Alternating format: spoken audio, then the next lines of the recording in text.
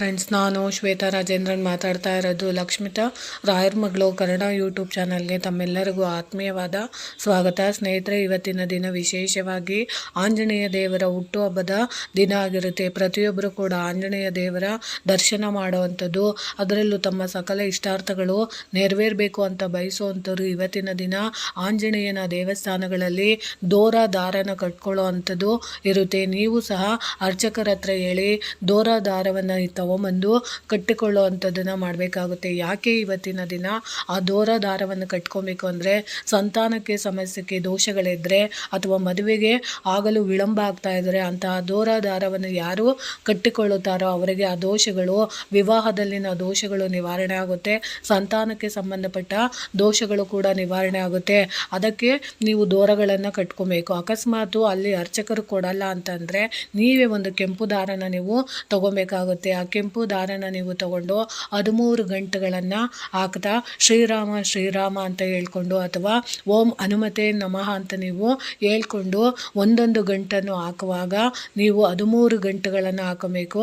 ರಾಮನಾಮನ ಜಪಿಸಬೇಕು, ಇಲ್ಲ ಹನುಮಂತ ದೇವರ ನಾಮವನ್ನು ಜಪಿಸುತ್ತಾ ನೀವು 13 ಗಂಟೆಗಳಿರುವಂತಹ ದಾರನ ನೀವು ತಗೊಂಡು ಗಂಟೆಗಳನ್ನ ಹಾಕಿ ಅಲ್ಲಿ ಅರ್ಚಕರ ಹತ್ರ ಅರ್ಚನೆ ಮಾಡಿಸಿ ಅಥವಾ ಆಂಜನೇಯ ದೇವರಿಗೆ ಸಮರ್ಪಣೆ ಮಾಡಿ ತದನಂತರ ಅದನ್ನು ಕೊರಳಿಗೆ ಕಟ್ಕೊಳ್ಳೋ ಅಂಥದ್ದು, ಇಲ್ಲಾಂದರೆ ಕೈಗಳಿಗೆ ಕಟ್ಕೊಳ್ಳೋ ಅಂಥದ್ದನ್ನು ನೀವು ಮಾಡಬೇಕಾಗುತ್ತೆ. ಈ ರೀತಿ ನೀವು ಮಾಡೋದ್ರಿಂದ ವಿವಾಹದಲ್ಲಿನ ದೋಷಗಳು ಕೂಡ ಹೋಗುತ್ತೆ ಮತ್ತು ಸಂತಾನಕ್ಕೆ ಸಂಬಂಧಪಟ್ಟಂಥ ದೋಷಗಳು ಹೋಗುತ್ತೆ. ಅದರಲ್ಲೂ ಮದುವೆ ಆಗಿ ಮಕ್ಕಳಾಗಿಲ್ಲ ಅಂತ ಅನ್ನೋರು ಇವತ್ತಿನ ದಿನ ವಿಶೇಷವಾಗಿ ಆಂಜನೇಯನ ದೇವಸ್ಥಾನದಲ್ಲಿ ಅಂದರೆ ವಯಸ್ಸಾದಂಥ ವೃದ್ಧ ದಂಪತಿಗಳಿಗೆ ನೀವು ಜೋಡಿ ಬಾಳೆಹಣ್ಣುಗಳನ್ನು ತಾಂಬೂಲ ಸಮೇತ ಒಂದು 11 ಜನಕ್ಕೆ ಅಂದರೆ 11 ಜೋಡಿಗಳಿಗೆ ನೀವು ತಾಂಬೂಲದ ಸಮೇತ ನೀವು ಜೋಡಿ ಬಾಳೆಹಣ್ಣುಗಳನ್ನು ದಾನ ಮಾಡೋ ಅಂಥದ್ದನ್ನು ನೀವು ಮಾಡಿದಾಗ ಖಂಡಿತವಾಗ್ಲೂ ಶೀಘ್ರವಾಗಿ ಸಂತಾನ ಪ್ರಾಪ್ತಿ ಆಗೋವಂಥದ್ದು ಆಗುತ್ತೆ. ಅದರಲ್ಲೂ ವಿಶೇಷವಾಗಿ ಯಾರಿಗೆ ಮದುವೆ ಆಗ್ತಾ ಇಲ್ಲ ಅಂಥವರು ಸಹ ಜೋಡಿ ಬಾಳೆಹಣ್ಣುಗಳನ್ನು ನೀವು ವಿಶೇಷವಾಗಿ ಯಾರು ಈಗ ತಾನೇ ಮದುವೆ ಆಗಿರ್ತಾರಲ್ಲ ಅಂಥವರಿಗೆ ನೀವು ಮುತ್ತೈದೆಯರಿಗೆ ನೀವು ದಾನವಾಗಿ ಕೊಡುವಂಥದ್ದನ್ನು ನೀವು ಮಾಡಿದಾಗ ಅತಿ ಶೀಘ್ರವಾಗಿ ಸಂತಾನ ಪ್ರಾಪ್ತಿ ಆಗುತ್ತೆ. ಅದರಲ್ಲೂ ತಮ್ಮ ಇಷ್ಟಾರ್ಥಗಳು ನೆರವೇರಬೇಕು ಅಂತ ಬಯಸುವಂಥವ್ರು ಇವತ್ತಿನ ದಿನ ಹನುಮಾನ್ ಚಾಲೀಸಗಳನ್ನು ಆ ಸ್ತೋತ್ರನ ನೀವು ಒಂದು 11 ಸಾರಿ ಪಾರಾಯಣ ಮಾಡಿ ರಾಮದೇವರ ಹೆಸರನ್ನು ಸ್ಮರಿಸುತ್ತಾ ನೀವು ವಿಶೇಷವಾಗಿ ಆ ಸೇವೆಯನ್ನು ನೀವು ಹನುಮಂತ ದೇವರಿಗೆ ಸಮರ್ಪಣೆ ಮಾಡುವಂಥ ಮಾಡಿದಾಗ ತಮ್ಮ ಸಕಲ ಇಷ್ಟಾರ್ಥಗಳು ನೆರವೇರುತ್ತೆ. ಯಾರಿಗೆ ತಮ್ಮ ಬಹುದಿನದ ಬೇಡಿಕೆಗಳು ನೆರವೇರಬೇಕು ಅಂತ ಬಯಸ್ತಾ ಇದ್ದೀರೋ ಅಂಥವರು ಇವತ್ತಿನ ದಿನ ಹಳದಿ ಬಣ್ಣದ ಲಾಡುಗಳು ಮತ್ತು ಅದನ್ನು ನೀವು ಈ ಜನರಿಗೆ ಯಾರು ಬಂದಿರ್ತಾರೋ ಭಕ್ತಾದಿಗಳು ಅವರಿಗೆ ತಮ್ಮ ಇಷ್ಟಾರ್ಥಗಳು ನೆರವೇರಲಿ ಅಂತ ಹೇಳಿ ದೇವರಿಗೆ ಅರ್ಚನೆ ಮಾಡಿಸಿ ಆ ಲಾಡುಗಳನ್ನು ನೀವು ಹಂಚೋದ್ರಿಂದ ಇವತ್ತು ತಮ್ಮ ಸಕಲ ಇಷ್ಟಾರ್ಥಗಳು ನೆರವೇರೋ ಅಂಥದ್ದು ಆಗುತ್ತೆ. ಅದರಲ್ಲೂ ವಿಶೇಷವಾಗಿ ಹನುಮಾನ್ ಚಾಲೀಸ್ ಮಂತ್ರನ ನೀವು ಅದನ್ನು ನೀವು ಪ್ರಕಟಣೆ ಮಾಡಿ ಅಂದರೆ ಅದನ್ನು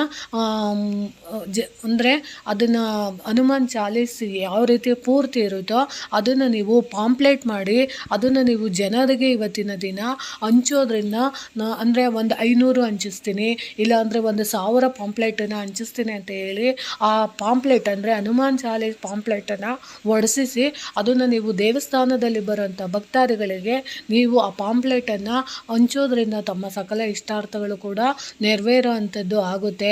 ಅದರಲ್ಲೂ ವಿಶೇಷವಾಗಿ ನೀವು ಇವತ್ತಿನ ದಿನ ಒಂದಷ್ಟು ವಿಳೆದೆಲೆನ ತಗೊಂಡು ಅದರ ಮೇಲೆ ಒಂದಷ್ಟು ಅಡಿಕೆನ ಇಟ್ಟು ಒಂದಷ್ಟು ಲವಂಗಗಳನ್ನು ಇಟ್ಟು ಯಾಲಕ್ಕಿ ಕಾಯಿಗಳನ್ನು ಇಟ್ಟು ಅದರಲ್ಲೂ ಒಂದು ಬಟ್ಲಡಿಕೆನ ಇಟ್ಟು ಒಂದು ದಕ್ಷಿಣೆ ಅಂತ ಒಂದು 5 ರೂಪಾಯಿ ನಾಣ್ಯನ ಇಟ್ಟು ಬಿಳಿ ಬತಾಸ್ ಅಂತ ಬರುತ್ತೆ ಆ ಬತಾಸುಗಳನ್ನು ನೀವು ಅದರ ಮೇಲೆ ಇಟ್ಟು ಒಂದು ಸ್ವಲ್ಪ ಚಿಟಿಕೆ ಸಿಂಧೂರದ ಪುಡಿಯನ್ನು ಇಟ್ಟು ನೀವು ಆಂಜನೇಯ ದೇವರಿಗೆ ಇವತ್ತು ಸಮರ್ಪಣೆ ಮಾಡುವಂಥದ್ದನ್ನು ಮಾಡಿದಾಗ ತಮ್ಮ ಸಕಲ ಇಷ್ಟಾರ್ಥಗಳು ನೆರವೇರೋ ಅಂಥದ್ದು ಆಗುತ್ತೆ. ಅದನ್ನು ನೀವು ಮಾಡ್ಬೋದು.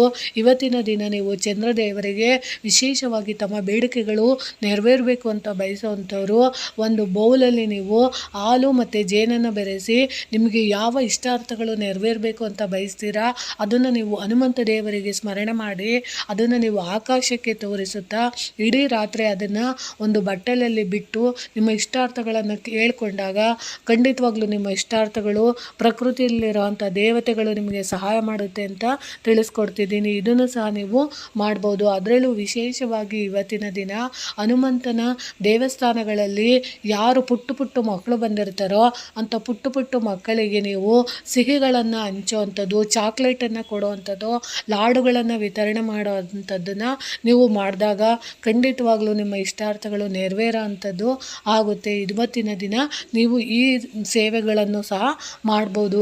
ಅದರಲ್ಲೂ ವಿಶೇಷವಾಗಿ ಇವತ್ತಿನ ದಿನ ಹನುಮಂತ ದೇವರು ಇಷ್ಟಪಡುವಂಥದ್ದು ರಾಮ ಚರಿತ ಮಾನಸ ಅಂತ ಇರುತ್ತೆ, ಸುಂದರಕಾಂಡ ಅಂತ ಇರುತ್ತೆ.